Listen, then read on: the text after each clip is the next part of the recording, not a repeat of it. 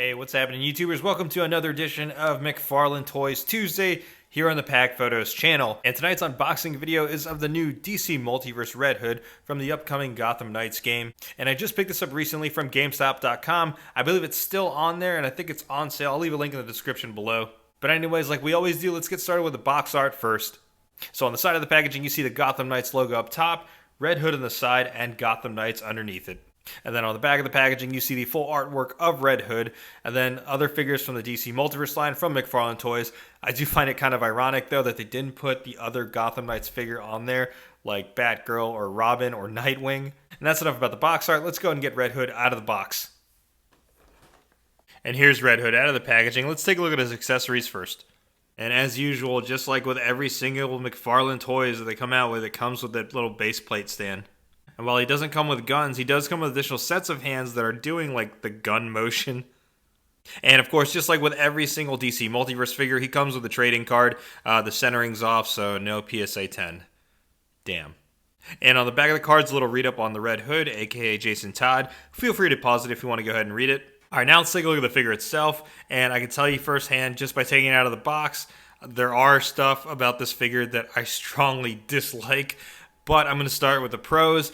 Like usual, the sculpt's nice, and you might notice this Red Hood's a little bit like buff, like a little bit more buff than he normally would be like in the comics. That's because he's based off of the video game, and I think he's a little bit more yoked in the video game. Actually, I think all the characters are. But yeah, the sculpt looks nice. I like the sculpting of the hoodie and the little drawstrings of the hoodie. It looks pretty dope. Then the head sculpt looks nice too. It kind of reminds me of Deadpool, if I'm being honest. There's a lot of nice attention to detail when it comes to sculpting of this outfit. I think they did a fantastic job with that. But enough about that. Let's move on to what I don't like about this figure. First off, why bother having a diaphragm cut or / diaphragm joint if it's basically useless? Like, what the hell is the point of having it? He can't even move forward. Like, that is insane.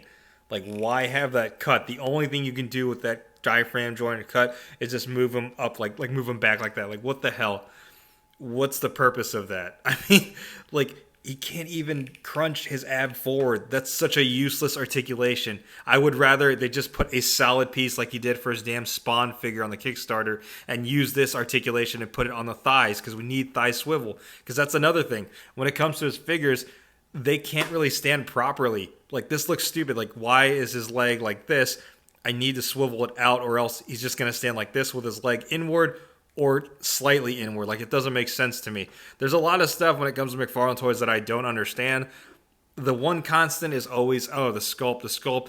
At some point, there's got to be a trade-off. Like, we have to have better articulation. And for those of you who don't understand what I'm talking about when it comes to diaphragm cut or diaphragm joint, the diaphragm cut's supposed to help the articulation in dynamic poses. I'm not comparing this to the retro Spider-Man because that's not fair. But I will compare this Red Hood figure's diaphragm joint to the Thor from Endgame.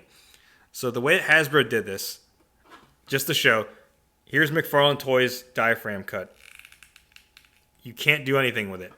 Now, watch this Thor figure that Hasbro designed and engineered. He's got a gut in front of him, but watch. How is it Thor has more of a diaphragm cut than McFarlane Toys figure? How does he have more of a diaphragm cut than the Red Hood? That's insane to me. At some point, they have to look at their engineering, the way they articulate their figures, to improve it, because that's insane that Thor has more of an articulation on his ab than the Red Hood does, considering the fact that he's got his belly in front of him. And just to really emphasize this, the reason why I'm so upset with this is because they could have easily just created a rubber overlay like they did with this Joker figure, because he can still have the articulation to bend forward and to move forward like that. Whereas this one, you can't even do that. And the reason why it upsets me is because the Red Hood is typically a character who needs to be in some sort of dynamic poses at some points, especially for toy photography. Like I mentioned, they could have easily just made this one rubber overlay piece because they already have the piece right here, but it's hindering its articulation. So what the hell was the point of that?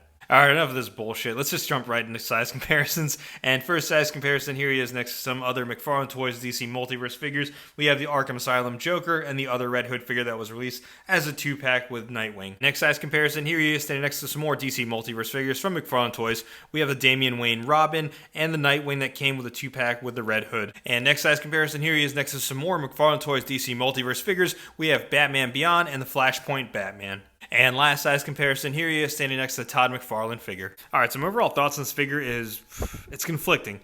On one hand, because, the sculpt's nice, like they're all McFarlane Toys.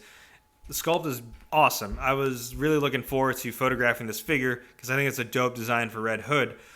On the other hand, that the ab crunch really irks me because it's like, what the hell was the point of having that there? Or why not just use a rubber overlay so that way you can add ab crunch underneath? Because that thing blocks it or hinders it from actually moving forward. And secondly, his lack of accessories. But other than that, I mean, it's an okay figure. If I was to rate this objectively, I would say it's probably a 6 or 7 out of 10. That's me being nice about it. I saw some other reviewers saying like, oh, the articulation's great on this. I don't know what the hell they're talking about. To each his own. But in my opinion, this would have been a cool figure to photograph had the articulation been a little bit better. It's what you expect now when it comes to McFarlane. I think the part that really irks me is that this shows their unwillingness to evolve as a company in terms of engineering their figures. But yeah, enough about that rant, YouTubers. Let me know in the comments below what you think about this figure, and will you be picking it up? And like I said, I think it's still available on GameStop's website, so I'll definitely leave a link in the description below. But like always, if you like what you see, go ahead and hit that like button. If you haven't already subscribed to the channel, go ahead and subscribe. Thanks for watching.